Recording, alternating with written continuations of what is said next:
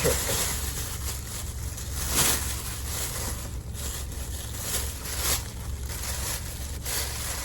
Oh, hi guys, how are you? It's been a while, hasn't it, since Miss Kathy stopped by to tell you a story. Sorry. Bad habit. I save my little bags when I get them, and not for what you think. I save them and I crochet them into yarn. So I make mats out of them for the homeless. It's just a little way to give back, but I wanted to pop in on. I can't talk. I wanted to pop on here to say hi, let you know I'm still praying for you, even if you are just getting a little snippet of a video from me. And wanted to tell you a story, because I don't know about you guys up there in the north or wherever you're at, but school just got out here, and I saw a little yellow bus stopping and picking up kids and stuff, and I thought, man, and then I got a flashback, because they did the radio had talked about the Brady Bunch. And when I saw the school bus, I thought, yep, man, do I remember those days. Because remember, Miss Kathy has a disability called cerebral palsy, right? Well, the bus driver would always put me in the front seat, behind him or across from him. And the other front seat was for the kid that was being bad and being mean to other kids. Because boys and girls, when I grew up, guys, we didn't call it bullying. It was just being mean. And I thought, I'm not being mean to anybody.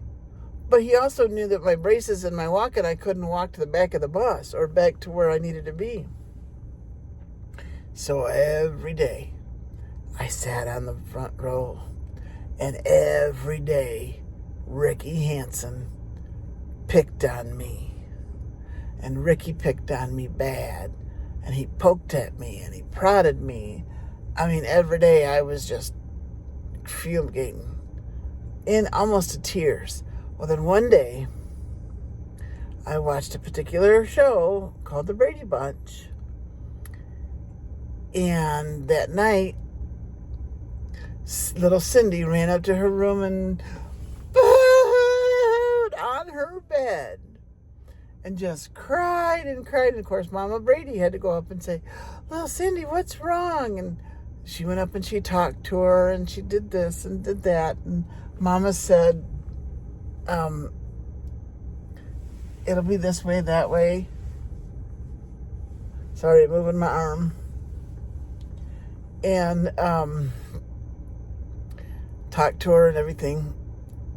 And I thought, bing, a little light bulb, not because my car lights are on there, but a light bulb went off. And I thought, oh, I am going to talk to my mom. I'm going to do this. So the very next day, it happened to have been a Friday.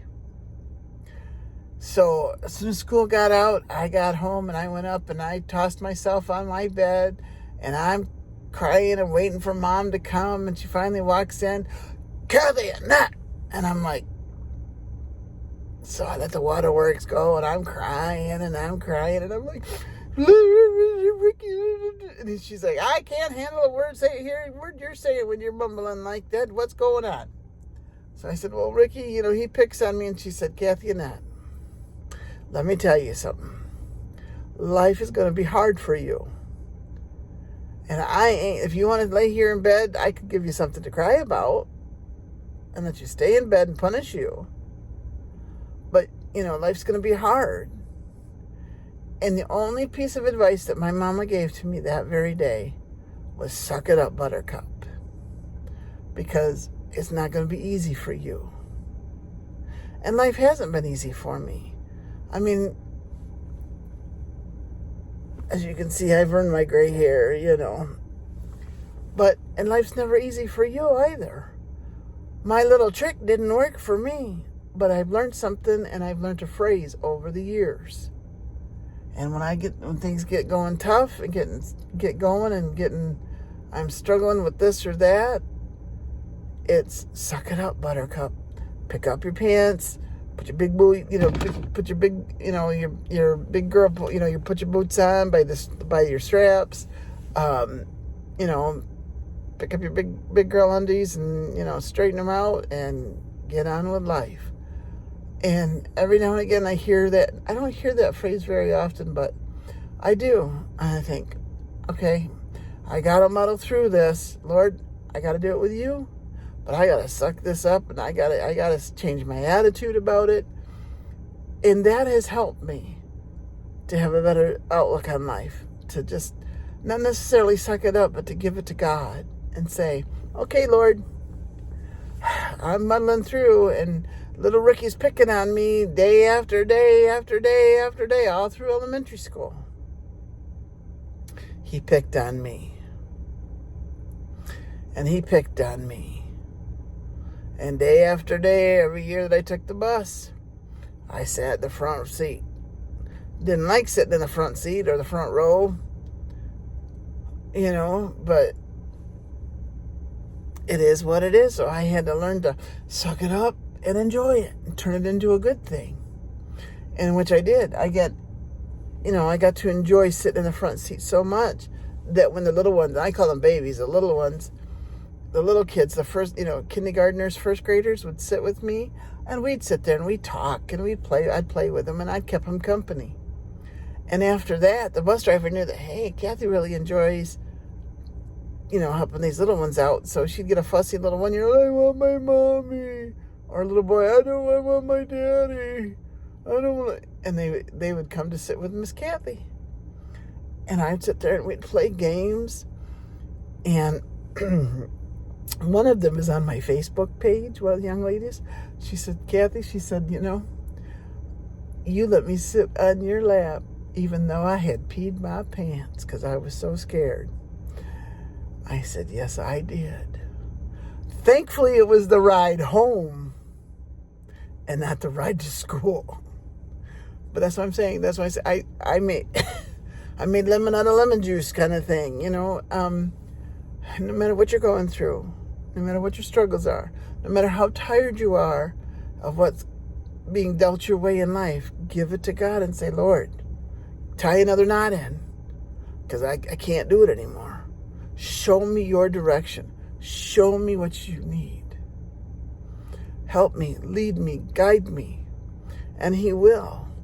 Even if you don't see your answers right away, he has you. Trust in him and know that I am God. That's what he says in Psalms 43:10. Okay? And know I'm praying for you and that I love you. And God he hears you and God's got you. And he will do his best to bring you out of whatever situation it is. You have to trust him. And you have to surrender it all to him. Okay? Hard part of us, and I can only speak for myself, is sometimes I look at it as a balloon and I say, Lord, here's this problem. I grab the bag and pretend it's a balloon.